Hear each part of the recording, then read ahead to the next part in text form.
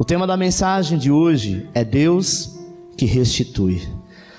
Deus é o Deus que pode restaurar, restituir, cumprir, honrar e nos abençoar. Não porque merecemos, mas porque Ele tem um propósito em nossas vidas. Às vezes nós imaginamos, amado, que perdemos alguma coisa. Às vezes nós acreditamos, sabe, que às vezes algo aconteceu em nossas vidas porque é da vontade de Deus. Eu até entendo que tudo, se não for da vontade de Deus, nada acontece. Mas tem coisas que não é Deus. Tem coisas que nós aceitamos como coisas naturais, quando na verdade está no âmbito espiritual. Tem coisas que nós devemos correr atrás, devemos lutar. Para quê? Para que possa alcançar. E hoje você vai ouvir o que Deus tem para falar contigo, o que é ouvir uma palavra e obedecer esta palavra direcionada por alguém enviado pelo Senhor. Acompanhe comigo no quadro 2 Reis, capítulo 8, a partir do versículo 1, diz assim: Falou Eliseu àquela mulher, cujo filho ele restaurara a vida, dizendo: Levanta-te, vai com os da tua casa e mora onde puderes, porque o Senhor chamou a fome, a qual virá sobre a terra por 7 anos. Levantou-se a mulher e fez segundo a palavra do homem de Deus. Saiu com os da sua casa e habitou por 7 anos na terra dos filisteus.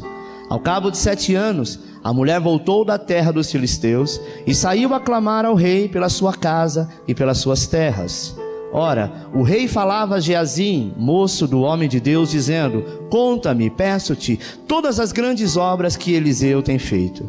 E sucedeu que, contando ele ao rei como ressuscitara a um morto, eis que a mulher cujo filho ressuscitara clamou ao rei pela sua casa e pelas suas terras. Então disse Geazim: Ó rei, meu senhor, esta é a mulher e esse é o filho a quem Eliseu ressuscitou.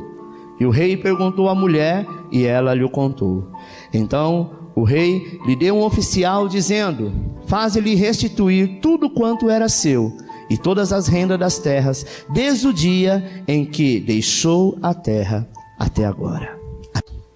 A palavra de Deus nos diz, amado, que esta mulher, ela viveu uma restituição em tudo aquilo que havia perdido. Restituir é devolver, é trazer de volta aquilo que um dia foi lhe tirado, foi lhe cobrado ou lhe foi roubado. Deus moveu o rei e aquela terra, sabe, para que aquela mulher pudesse ser abençoada. Hoje o Senhor começa a trabalhar na sua vida com um tempo de restauração. O Senhor iniciou hoje, quando eu estava ministrando essa palavra. Ontem era meia-noite alguma coisa, eu estava enviando essa palavra para os líderes de célula, porque todas as mensagens que nós ministramos, tanto na quinta quanto no domingo, eles recebem essa mensagem, amém? Por muitas vezes ele ministra essa mesma palavra na célula, principalmente a palavra de domingo. Por quê? Porque nós entendemos que no culto, se tiver alguma dúvida e você gostaria de fazer alguma pergunta, dificilmente você vai conseguir fazer essa pergunta e tirar a tua dúvida, porque são muitas pessoas. Esse mesmo número de pessoas estava hoje de manhã, amém? Então imagina, se todos nós quiséssemos tirar uma dúvida, fazendo uma pergunta na hora da mensagem, nós não seríamos, talvez não daria tempo de chegar a nossa vez. Então nós entendemos que na célula isso é possível, porque o líder de célula ele é habilitado para tirar todas as suas dúvidas, para ensinar e compartilhar esta palavra. Então quando nós estávamos hoje ministrando, o Senhor falou ao meu coração: eu vou te dar uma sequência de 4 ministrações e você vai ministrar para a minha igreja durante 4 domingos, amém? Há um tempo de 1 mês aproximadamente, antes mesmo de chegar o próximo encontro, porque eu vou fazer uma grande obra de restituição no meio deste povo. Nós estamos em um projeto, amado, de crescimento, e esse projeto ele tem avançado cada dia mais. Nós estamos atravessando uma certa crise. Enquanto o mundo está aí fora atravessando uma crise financeira, nós estamos atravessando uma crise de espaço, né? Estamos caminhando para sair daqui, não temos mais lugar. Quinta-feira, um culto de quinta-feira tinha 130 pessoas. O nosso próximo encontro é agora, último final de semana de agosto. São 200 pessoas que já estão cadastradas para ir neste encontro. Amém? Eu não sei aonde nós vamos colocar tanta gente. E assim, a cada pessoa que vem, 100 que vem, traz mais um, já são 200. Com mais 200 que tem, 400. Aqui não cabe isso. Então, qual é a nossa crise agora? Nós estamos procurando lugares, mas porém, os lugares que nós estamos achando é lugares que são para 700, 800, 1000 pessoas. Eu sei que até setembro de 2017, nós já teremos este número, se não passando. Amém? Mas o que vai de encontro ao que está acontecendo? Hoje nós temos muita semente, que são vidas. A terra está pronta, mas não temos o local. Eu sei que Deus vai estar fazendo. Preste atenção, amado. Você está testemunhando e vai ser participante de uma grande obra que Deus está iniciando. Amanhã depois será uma obra, sabe, que lá no céu, como toda obra, independente do tamanho, ela será algo responsível, ela será algo que realmente fará a diferença. E o Senhor te chama para esta obra. Assim como a história da mulher que eu vou te contar hoje. Foi algo que ninguém entendeu e ninguém acreditou. Mas o que Deus faz é realmente o que ninguém acredita, o que ninguém imagina. Deus moveu o rei daquela cidade e a terra para abençoar aquela mulher. E esta será a restituição da sua vida. Primeiro, por que esta sunamita deveria ser restituída? Porque ela tinha uma oferta no altar. Deixa eu te explicar o que é isso. Segundo Reis 4:8 diz assim: certo dia passou Eliseu por Sunem, que era a cidade onde ela morava, onde se achava uma mulher rica, a qual o constrangeu a comer pão. Daí todas as vezes que passava por lá, entrava para comer. Ela disse ao seu marido: vejo que este que passa sempre por nós é santo homem de Deus. Façamos-lhe, pois, em cima um pequeno quarto, obra de pedreiro, e ponhamos nele uma cama. Quando ele vier à nossa casa, retirar-se-á para ali. Preste atenção que aquela mulher, amado, ela entendeu que ele era um homem de Deus, era um profeta, e ela disse assim: eu quero abençoar este homem. Eliseu tinha um povo que ele estava evangelizando naquela cidade, estava ganhando para o reino de Deus, e por muitas vezes ele não tinha onde se hospedar. Não é como hoje que tem hotéis disponíveis, basta que você tenha dinheiro, e se não tiver dinheiro você passa o cartão e vai pagar daqui 30 dias, não é? O profeta, ele não tinha onde pousar, e por muitas vezes aquela mulher, sendo tocada pelo Senhor, ela o constrangeu a comer na casa dela, e ela hospedava ele algumas vezes, até o dia que ela foi tocada pelo Senhor e disse assim para o seu marido: olha, é claro que o marido precisava aceitar, afinal de contas ele era um homem solteiro. Vamos construir um quartinho aqui em cima da nossa laje, né? Vamos trazer para os dias de hoje. Nós temos a laje aqui, não tem nada, vamos construir um quarto lá em cima, coloca uma cama. Se fosse hoje em dia, colocaria uma cama, um fogão ou um micro-ondas. Coloca uma TV lá, se não for de LCD, pode ser pelo menos de tubo, para quando ele chegar, ele ter aonde ficar, porque a presença de um homem de Deus dentro da nossa casa, com certeza será bênção para nós. Aquela mulher, a Bíblia diz que ela tinha uma oferta no altar. O que é oferta? Oferta é tudo aquilo que você dá a alguém como presente. Deixa eu te contar uma coisa. Se alguém chega na tua casa e você serve um café, de certa forma você ofertou na vida da pessoa aquele café. Mas um café, pastor, é algo tão pequeno, tão barato. A oferta não está ligada ao preço, à quantidade ou à qualidade, né? Em questão de valores, mas está na qualidade do serviço. Talvez você vai dar um presente para alguém, aquela é uma oferta. E esta oferta, por sua vez, não seria uma oferta tão cara, porque você não tem condição financeira para isso. Talvez o teu presente é de R$5, R$10, mas a sua atitude foi tão nobre, que aquele presente, de um valor tão irrisório, ele tem um valor imenso, pelo sentido de que você colocou aquela prática com o coração. Aquela mulher, ela tinha uma oferta diante do Senhor. Eu quero te dizer o seguinte: toda oferta que você faz diante de Deus para alguém, você está fazendo para o Senhor. Jesus disse assim: se pelo menos você der ao menos um copo de água fria para um dos meus pequeninos, é para mim que você está dando. Se você vestir alguém que está com frio, é eu que você está vestindo. Se você alimentar alguém que tem fome, é a mim que você está alimentando. Isso chama-se oferta, amado. É você dar algo que é seu, independente do valor, mas com todo carinho, para servir e abençoar o próximo. Aquela mulher, ela entendeu, essa sunamita, que ela fez um quarto para o profeta Eliseu. E depois, amado, a história diz, mais à frente, se você continuar lendo o texto, que depois de que ela constrói um quarto para ele, passa-se um tempo, o filho dela fica doente e morre. Sabe o que ela fala? Ela não ficou preocupada que o filho morreu. É claro, a perda de um filho deve ser algo muito difícil. Mas ela foi até o profeta e ela disse assim: o que você pode fazer? O meu filho está morto. Ele tinha vindo na cidade por aqueles dias. Sabe o que ele faz? Ele pega esta criança, leva no quarto ao qual ela construiu para ele, deita a criança em cima da cama e coloca o seu corpo, a criança já gelada, porque estava morta. Coloca o seu corpo, abre os braços dela, coloca o seu corpo, deita em cima com os braços abertos e a boca dele na boca da criança, e ele sopra o espírito de vida de volta nela. Daqui a pouco ele sai daquele quarto, abre a porta, segurando a criança na mão e diz: toma de volta o teu filho. Sabe o que é isso? Aquilo que você faz para Deus hoje, Ele vai te responder o amanhã, porque Ele jamais esquecerá de ti. Às vezes nós começamos a fazer alguma coisa para alguém, quando nos pede um favor, e talvez, sabe, o diabo coloca no teu coração da seguinte maneira: o que você vai ganhar em troca?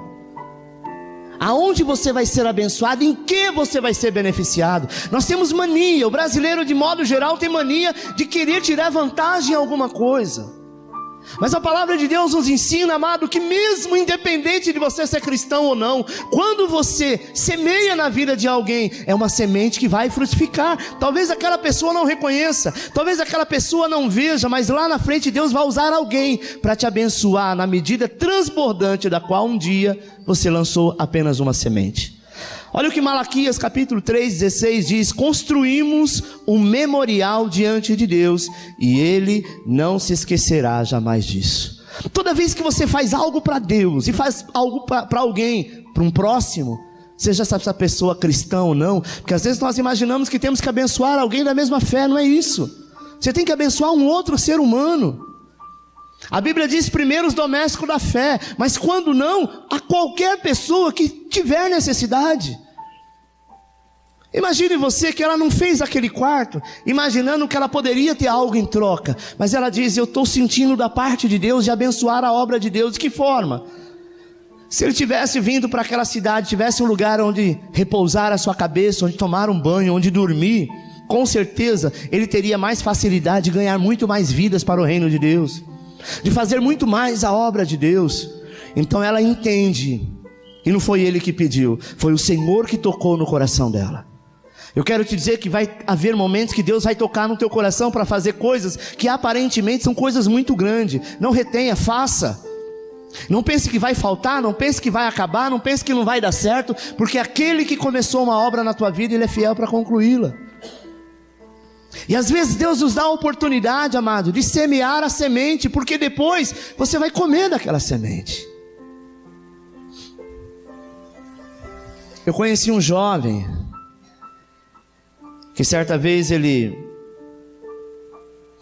trabalhava num determinado trabalho juntamente com seu pai, profissão do pai, que era marceneiro. E um dia o seu avô, antes de morrer, disse assim: meu filho, isso lá em 1900 e alguma coisa, quando a informática não era como hoje, sabe? Nos anos de 90, 91, não tinha o Windows ainda. Era DBase, COBOL, para você fazer alguma coisa dentro do computador. Para quem entende, o formato era em DOS ainda, sabe? Era uma coisa bem arcaica, bem no começo. Era o esqueleto da informática. E aquele senhor, ele teve uma ideia. Ele disse assim: olha, isso aqui vai dominar o mundo. E falou para o seu filho, para o seu neto, que era bastante jovem, muito inteligente.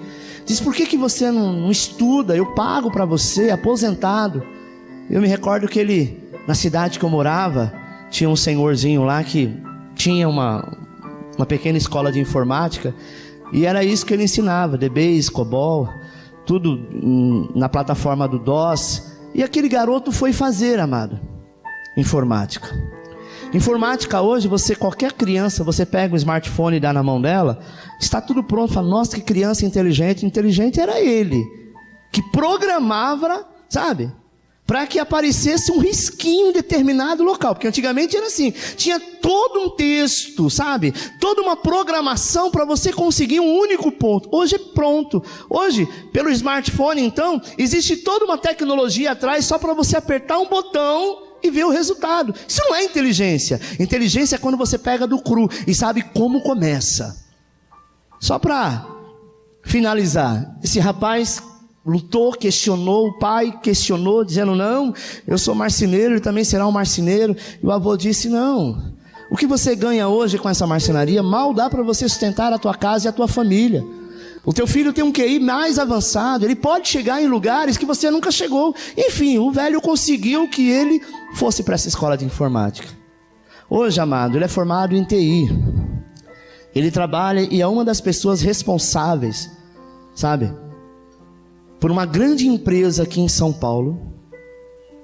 E esta empresa de informática, que presta serviço para a Microsoft, não lembro o nome, mas recentemente eu conversei com ele. Ele está ganhando hoje por volta de 25 a 35 mil reais. Eu falei: e seu pai com a marcenaria? Então, a marcenaria, Alexandre, não demorou muito tempo, a crise veio e meu pai fechou. Meu pai faleceu, minha mãe ficou doente, também faleceu, meu avô também faleceu. Hoje ele mora nessa mesma cidade, mas uma mega casa, tem uma mega estrutura, porque um dia ele acreditou em alguém e esse alguém acreditou nele. Talvez teve que lutar contra o próprio filho, dizendo: teu filho tem algo além, ele pode chegar em lugares maiores, ele pode chegar em lugares que você nunca chegou. Às vezes nós não queremos largar o que é confortável, às vezes nós não queremos deixar aquilo, sabe, que nos traz prazer hoje, mas nós temos que ter uma visão do amanhã. Preste atenção que aquela mulher, ela soube viver o momento da crise debaixo da palavra. Ela tinha uma palavra liberada de um homem de Deus. O que você vai ouvir agora, talvez você diria: eu não teria essa coragem de fazer isso. Olha o que diz 2 Reis 8:1. O Senhor chamou a fome, a qual virá sobre a terra por 7 anos. Levantou-se a mulher e fez segundo a palavra do homem de Deus. Saiu com os da sua casa e habitou por 7 anos na terra dos filisteus. Preste atenção. Hoje, se o país está em guerra e algumas pessoas abandonam o país porque não querem participar desta guerra, ou não querem participar da crise que o país está, eu não sei o Brasil, mas a maioria dos países, isso é tido como traição. E se você voltar, muitas pessoas perdem até a sua própria vida em países mais radicais. O Senhor, por reconhecer o que ela tinha feito para o homem de Deus, Ele usa o próprio Eliseu e fala assim: vai vir uma fome, e esta fome só na nossa terra vai durar 7 anos. Pegue tudo que você tem, toda a sua família, os seus bens, e vai para a terra dos filisteus. Deixa eu te deixar um detalhe bem interessante aqui. Terra dos filisteus era o pior inimigo de Israel. Olha o tamanho, segundo os olhos do homem, a traição. Alguém sai da tua casa e vai para a casa do teu inimigo. E o Senhor disse assim: fique lá, porque quando a fome chegar lá, você volta para cá, porque eu vou restituir tudo que você deixou, e quando você voltar vai estar tudo pronto. Você não vai perder nada, porque você confiou na minha palavra. Deus também, amado, mandou o próprio Elias, que era profeta de Eliseu, para a torrente do Querite, e depois mandou para Sarepta. A Bíblia diz, se você analisar a história de Elias, que no momento difícil da vida de Elias, o Senhor disse assim: sai daqui, entra lá naquela caverna, fique lá por um tempo. Lá não vai te faltar água, porque tem um rio chamado Querite que vai passar no meio da caverna, e eu vou separar um corvo, e todo dia de manhã ele vai te levar pão, e à tarde ele vai te levar carne. Isso é um desafio muito grande para um corvo. É como eu falar assim: olha, pega essa banana aqui para o macaco e leva lá para o Nildo. O macaco vai olhar para a banana, vai olhar para o Nildo, vai olhar para mim, e a banana vai falar mais alto. É capaz que no meio do caminho ele come a banana e só entrega a casca para o Nildo, porque essa é a natureza dele. Deus, ele nos desafia a confiar nele a tal ponto Sabe? De ele falar assim, olha, aquilo que é improvável é que será o provável para fazer a minha obra. Elias, quando ele esteve nesse lugar que o rio secou, porque a seca chegou, ele falou, agora sai, você vai para uma cidade chamada Sarepta, lá vai ter uma viúva, e essa viúva vai te sustentar.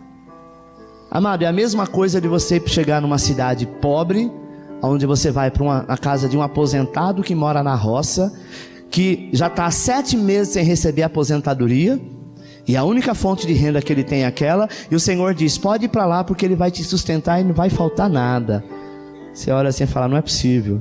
A viúva naquela época não tinha pensão alimentícia. Viúva naquela época não tinha, sabe, nenhuma fonte de renda, até porque mulher não trabalhava. E o Senhor disse para o profeta, eu vou usar alguém para te abençoar. Amados, quando nós confiamos no Senhor, até o que é improvável se torna possível. Deus também mandou Elias para este lugar, sabe? Como ele também mandou Davi ao deserto.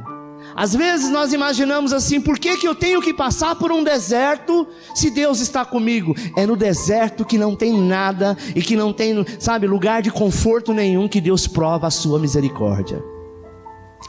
Tem um louvor que nós cantamos aqui na igreja, do Ministério Zoe, que diz assim, você me leva ao deserto para falar de amor. Levar no deserto para falar de amor? Me deixa passar pelo vale para mostrar que está comigo. É no vale que Deus mostra que está conosco. Me põe no meio da tempestade, pinta um arco-íris. Imagina, no meio de uma tempestade você vê um arco-íris. Você vai imaginar o quê? Chegou o final da tempestade. E no final do texto dessa música ele diz assim, para me dizer que a tua fidelidade não acabou.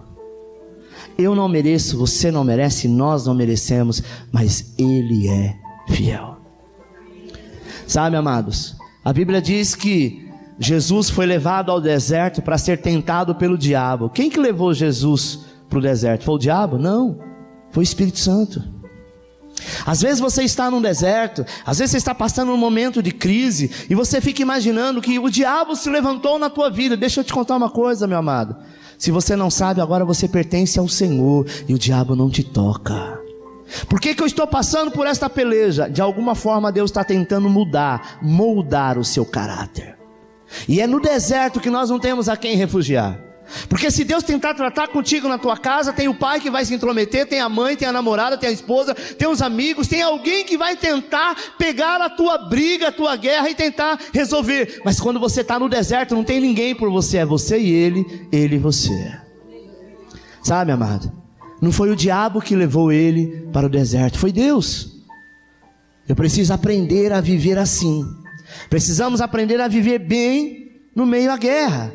Em meio a toda a guerra, toda a tribulação, nós precisamos aprender a viver bem, sabendo que Deus é que vai nos restituir. Às vezes nós falamos tanto, sabe, de bênção, de milagre, que quando Deus nos manda ao deserto, nós achamos que tem alguma coisa errada com Deus. Falou, peraí, Deus, estava tudo tão bem, por que agora eu tenho que ir para o deserto? Por que agora as coisas estão apertando? Por que agora as coisas estão, sabe, sendo enredadas a esse sentido? Nada está errado. É o tempo de Deus. Saber sair como aquela sunamita, compreender o kairós, o tempo de Deus. Deus quer que você entenda o tempo dele. Há tempo de plantar e há tempo de colher. Quando é época de plantar, não adianta querer colher nada, é tempo de você plantar. Quando é época de colher, não adianta você querer plantar, porque você não dá conta daquilo que você está colhendo. É fase. Está entendendo? Imagine que tem 2 pés de manga na tua casa enorme. Você não dá conta de consumir essas mangas todas, e todas elas caem, uma boa parte dela cai no chão. O vizinho vem buscar, a molecada vem buscar, e quanto mais se tira, mais tem. Você pensa nesse momento em plantar manga? Você não quer nem ver manga, porque a abundância é grande. Tem épocas na nossa vida, amado, que a gente tem vontade de comer manga. Eu sou uma pessoa que gosto muito de manga. Você olha debaixo de um pé enorme daquele e fala, poxa, tudo bem que não é tempo, mas não tem nenhumazinha. E se tiver, não está doce. Deixa eu te dizer uma coisa. Aquele que semeia manga, também semeia o abacate, semeia a mexerica, semeia a laranja. Ele entende que ele tem que semear, porque enquanto o tempo não é de manga, é de abacate. Quando não é de abacate, é de laranja. Quando não é de laranja, é de abacaxi. Quando não é de abacaxi, é de melancia. Então nunca vai faltar. Tudo que eu semear, eu vou colher. Aquela mulher entendeu, amado, que no tempo que ela tinha possibilidade de semear, ela semeou e ela colheu. É também uma oferta na vida e submissão que agrada a Deus. Quando nós somos submissos ao Senhor e quando nós temos esta oferta diante do Senhor, isso agrada ao Senhor, sabe? Mas a Bíblia diz que aquele que murmura só tem a morte. Terceiro, lutou pela restituição. Segundo Reis 8:3. Ao cabo de 7 anos, a mulher voltou da terra dos filisteus e saiu a clamar ao rei pela sua casa e pelas suas terras. Preste atenção. Passou 7 anos, ela volta para a terra, e quando ela volta para a terra, ela não vai atrás do profeta, ela vai atrás do rei. Deixa eu te dizer, irmão, o tempo que Deus programou na sua vida, você não vai fazer hora extra na tribulação. Sabe por quê? Porque nós somos homens de guerra. Você não vai passar aquilo que você não possa suportar. A Bíblia diz, não existe tentação senão humana. Pastor, essa tentação foi tão espiritual que eu não consegui, era mais forte que eu. Mentira. A tentação ela é humana, porque a tentação vem para o ser humano, e ela vem à medida que você possa suportar. Passaram 7 anos, a mulher veio para clamar e lutar pela sua restituição. Amado, nós não podemos ser passivos em época de guerra, sabe? A mulher ela recebeu uma palavra do profeta. A Bíblia diz que quando o prazo passou, não foi ao profeta que ela foi atrás, mas foi ao rei, porque o profeta não podia fazer nada. Alguém um dia profetizou algo na tua vida, você entendeu que aquilo vinha da parte de Deus. Lá na frente você veio agora reivindicar a tua vitória. Não é para o homem, para o profeta, para o pastor, para o missionário, para o irmão que você tem que reclamar, é para o Senhor. Senhor, eu tenho uma palavra ministrada na minha vida, eu tenho uma promessa na minha vida, eu não abro mão dessa promessa. É tempo de começar a viver. Você pode ter certeza que Deus não vai te deixar falando sozinho. Nós seremos restituídos, amado, quando apresentarmos ao diabo o poder da nossa luta e da nossa resistência.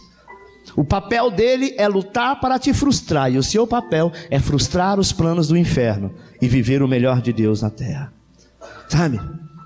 Vamos bater na porta, e esta porta vai se abrir. Deus colocará um Geazi ao teu favor. Segundo Reis 8:5 diz, ora, o rei falava a Geazi, moço do homem de Deus, dizendo, conta-me, peço-te todas as grandes obras que Eliseu tem feito. Geazi, amado, ele estava falando exatamente para o rei a história daquela mulher, que no tempo do deserto, Deus ele vai agir quando você menos esperar. Você acha que foi por acaso? Você acha que foi coincidência? Enquanto Geazi estava contando a história daquela mulher, que o profeta Eliseu disse, olha, vai vir fome, a fome vai durar 7 anos. A fome não tinha chegado ainda. Eliseu falou, sai da cidade rápido, porque está por esses dias para chegar. Eliseu preparou o coração daquela mulher. Qualquer outra pessoa diria, é loucura da parte dela. Talvez a família dela diria, não faça isso. Se você for embora, ficar 7 anos, olha, pode ter certeza que os outros vão tomar posse da tua terra. O gado que você tem, a riqueza que você tem, porque era uma mulher rica, tudo isso os outros vão tomar, não é verdade? Deixa você, 7 anos a tua casa fechada, e quando você voltasse, pelo menos, já não entrou alguém lá, e se não entrou, está cheio de nóia. Não é verdade, irmão? 7 anos abandonado. Comprei uma casa na praia, não quero ir lá. 7 anos vai ficar fechado. O dia que você chegar lá, se tiver teto, olha lá, porque a própria maresia já faz o papel de destruição. Mas ela acreditou numa palavra de um homem de Deus. Ela acreditou numa promessa, e hoje nós devemos tomar posse disso, porque Deus está preparando o Geazi na tua vida, alguém que vai interceder por você, sabe? Nada está parado, nada está inerte, amado. A restituição com certeza ela virá. Enquanto Geazi estava contando para o rei, ela entra à porta do palácio. Deixa eu te falar uma coisa, ninguém entrava na presença do rei sem ser anunciado. Ninguém chegava na porta do rei e falava: escuta, rei, quero falar contigo. Alguém que chegasse diante do rei sem ser anunciado, perdia a cabeça. Não vai longe, tenta ir lá na prefeitura falar com o prefeito. Pega o elevador, sobe a torre e vai até a sala do prefeito ver se você consegue. E se você bater o pé, estufar o peito e falar eu vou, te prendem lá e te levam para a cadeia. Porque existe uma equipe de segurança. Ninguém chegava num palácio, sabe, com o teu filho do lado e dizia assim: eu vim aqui para falar com o rei, e saía entrando como se nada tivesse acontecido, como se fosse alguém da casa. Era possível que o rei achasse aquilo uma afronta. Mas quando nós temos uma oferta no altar, quando nós temos uma aliança com Deus, você pode chegar, entrar no reino dos céus e reivindicar aquilo que Deus um dia prometeu para você. A palavra diz que enquanto ela entrou, talvez aquele tumulto, os guardas tentando segurar aquela mulher, é uma louca, ela vai entrando assim, ela aproveitou o momento e entrou. No momento que ela entrou, que o rei olha para ela, Geazi estava contando a história, diz: é esta mulher que eu estou falando. Olha lá, esse garoto que está com ela, foi o rapaz que o profeta ressuscitou. O rei falou: pode deixar ela entrar, eu quero que você me conte agora, como foi isso.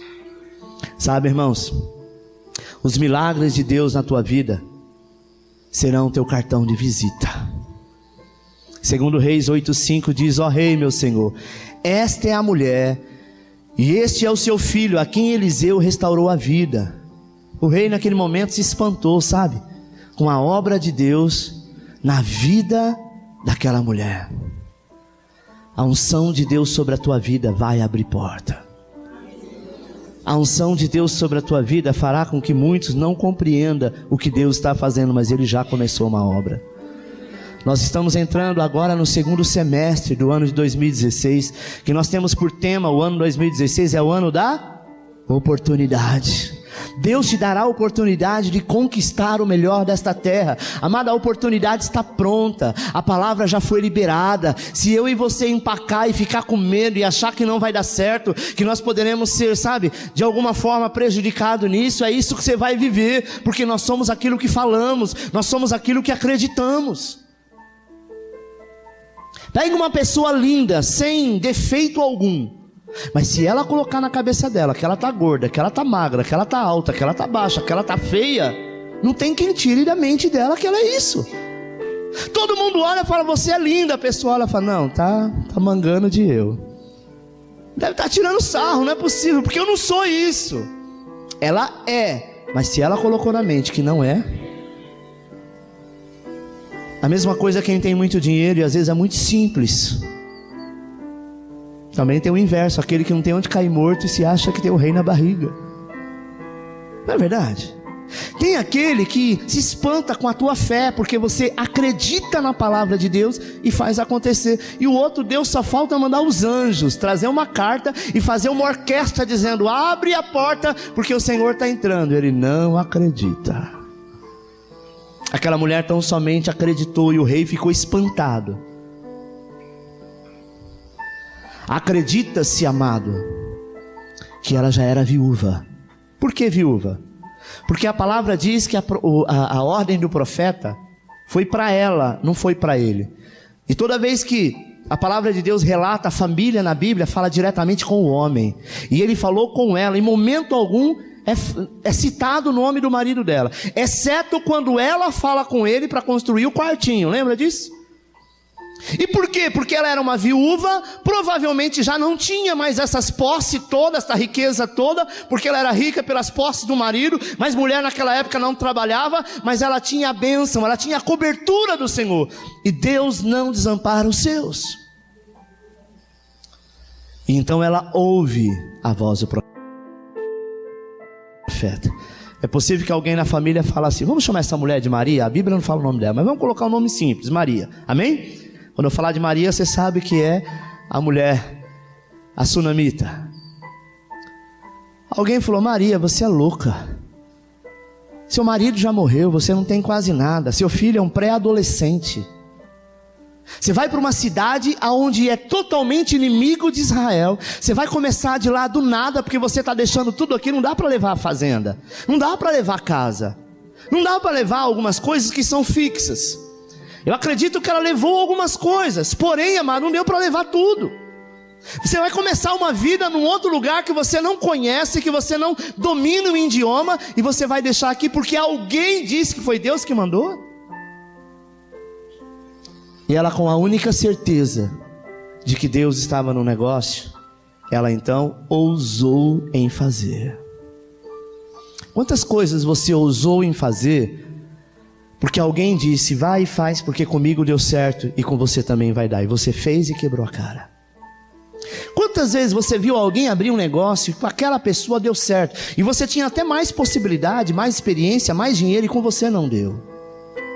Porque, amado, se nós estamos debaixo de uma bênção, de uma palavra liberada, a coisa simplesmente funciona. Mas se não, não adianta. Sabe?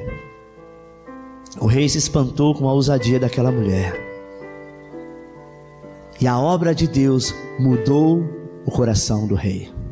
O rei achou graça na vida daquela mulher. Assim como a Bíblia diz que o rei também achou graça na vida de Neemias. Como o faraó ouviu a história de José, como o rei Assuero ouviu a história de Esther e de Mordecai, que os homens da terra, amado, também vão ouvir a tua história, e vão aplaudir, vão dizer, louvado seja Deus pela tua vida, pela tua fé, pela tua ousadia, porque chegou o tempo de restituição, e você creu nisso. Deus não te trouxe aqui à toa, não foi por acaso que você sentiu de vir, mas porque o Senhor hoje tem uma palavra para você que é: eu restituirei em dobro tudo aquilo que lhe foi roubado. Isso vai acontecer. Próximo, Deus te restituirá por cada dia de perda.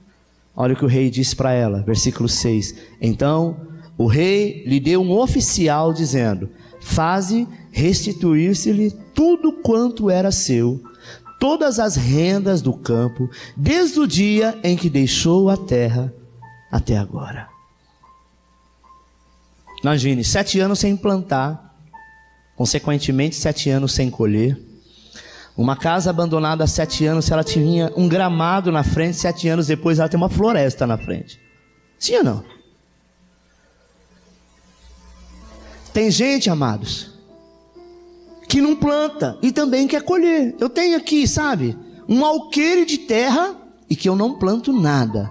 Tem meu irmão que tem o mesmo alqueire de terra, a mesma região, a chuva que é para mim é para ele, só que ele planta e colhe. E eu não quero plantar, eu estou esperando que alguma coisa aconteça, que alguém me dê alguma coisa. Se eu não vou semear, eu não vou colher. Enquanto eu estou olhando na terra produtiva do meu irmão, que o que divide essa terra é só uma cerca feita pela mão do homem, e eu vejo ele prosperar. Lá ele tem todo tipo de legumes, lá ele tem todo tipo de fruta, lá ele tem todo tipo de verdura, e na minha não tem nada, na minha só tem tiririca. Quem sabe o que é tiririca? É um matinho, amado, terrível. Sabe? Que aquilo quando dá num campo, dificilmente dá outra coisa, e quando o gado come aquilo dá diarreia. Fininho, quando você puxa ele, você acha que você arrancou. Bem profundo tem parecendo um caroço de azeitona duro, que aquilo é a semente dele, que aquilo vai se estendendo. Dizem alguns especialistas que o lugar onde tem tiririca chega a dar 1,5 metro de profundidade de raiz. Agora descobriram uma química aí que mata ele, mas também mata a terra. É igual lugares onde você olha, talvez você passa na estrada, você vê aqueles montes de barro, já viu? Aquilo é cupim. A terra que tem aquilo está condenada. Tem que saber tirar aquele cupim da terra, porque ele é profundo. Ele mata toda semente que chega naquela terra. Deixa eu te dizer uma coisa: se você não semear, você não vai colher. Tem gente que enquanto o irmão mais velho está estudando, passa dia, passa noite, madrugada afora, lendo livro, estudando para a prova, para um dia ele ser médico, o outro gêmeos quer ir para a balada. Ele pode, mas ele não estudou, ele não trabalhou, ele não aprendeu nada, então ele vai ser o quê? Um derrotado no final. Ele vai poder dizer: Deus foi injusto comigo, Deus é justo com todos, a partir do momento que você se habilita a fazer o seu. Deus vai te abençoar, mas a partir do momento que você fizer. Aquela mulher tinha 2 situações: ou ela cria ou ela não cria. A Bíblia diz que o profeta também, amado, quando saiu o profeta Elias daquele lugar onde ele estava, daquela caverna onde ele estava, o Senhor disse que ele ia para uma cidade ser sustentado por uma viúva. Quando ele chega lá, pede água para ela vai pegar e ele diz assim: também vá para a tua casa e faça um pequeno pão, um pequeno bolo para mim. Ela olha para ele, sabendo que ele era homem de Deus, e diz assim: não, meu senhor, eu sou viúva, não tenho mais nada, estou devendo até o que tenho e o que não tenho. Eu tenho um punhado de farinha e um pouco de azeite. Estou aqui pegando algumas telhas para que eu possa assar este pão na telha. Depois que comer eu e o meu filho, iremos esperar a morte, porque não tem quem nos abençoe, nós não temos o que comer. Olha o desafio. Ele disse: vá para a tua casa, faça primeiro um bolo pequeno para mim, depois faça para você, porque a farinha não faltará na tua panela, e o azeite não faltará na tua botija. Sabe o que é isso, irmão? Por que que Deus tinha que pedir para o profeta uma oferta para aquela mulher que não tinha onde cair morta? Deus não é poderoso? Ele não poderia colocar um milionário na época para sustentar o profeta? Isso não é milagre. Milagre é quando você tira do nada para produzir alguma coisa. Milagre é a lei da semeadura, que você planta um caroço de milho e nasce um pé de milho com 3 ou 4 espigas, e cada espiga tem no mínimo 100 caroços de milho. Isso é milagre. Milagre, irmãos, não é eu pegar um saco de 60 quilos, cavar um buraco de 1 metro quadrado, colocar 60 quilos de feijão lá e achar que vai sair feijão para tudo quanto é lado. Tudo precisa de tempo, tudo precisa de espaço, tudo precisa de momentos. Mas eu preciso me lançar. E Deus, nesta noite, Ele quer que você se lance na obra dEle. Eu comecei o culto dizendo que Deus está nos enviando as sementes. As sementes são vidas, e essas vidas precisam ser semeadas numa terra adubada e fértil. Você tem a terra, você tem a semente, você tem 2 opções: ou você come a semente e não produz nada. Enquanto tiver semente para comer, você está comendo, mas uma hora ela vai acabar e você não tem de onde tirar. Ou você retém parte para ti e a maior parte você semeia. Você vai demorar um tempo? Vai. Mas assim que começar a frutificar, você terá para ti, para tua casa, para tua família e para todos aqueles que estão à sua volta. A obra de Deus nos diz que a seara é grande, mas os ceifeiros, que são os trabalhadores, são poucos. E Deus tem contado nos últimos dias de homens e mulheres como eu e você para ser mantenedor na sua obra. Chegou a hora da restituição. Tudo aconteceu como se nada tivesse acontecido. O rei amado mandou que restituísse tudo o que ela perdeu, desde o dia que ela saiu da tua casa. Para ela foi como se os 7 anos não tivesse acontecido, como se a terra tivesse produzido normalmente. Ele pega um oficial, e o oficial do rei era aquele que tinha um controle de todas as coisas, disse: vá até as terras dessa mulher, vê lá quantos alqueires de terra ela tem. Pergunte para ela o que ela plantava. Eu plantava mandioca, um exemplo. A Maria plantava mandioca, plantava verdura, legumes. O oficial fez uma conta, que se ela tivesse plantado durante esses 7 anos, e tudo que ela iria colher durante esses 7 anos era para devolver para ela.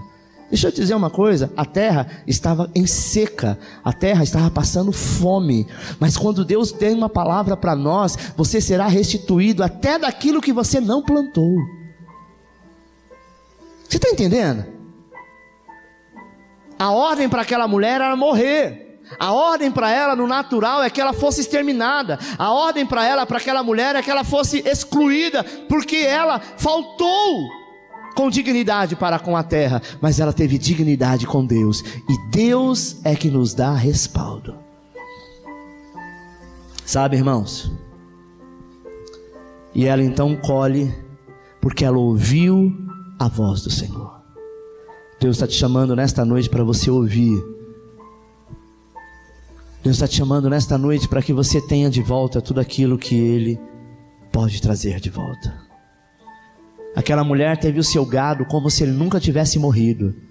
Teve a sua criação, como se cada pintinho junto, sabe, lá com o galinheiro, tivesse durante os 7 anos produzido.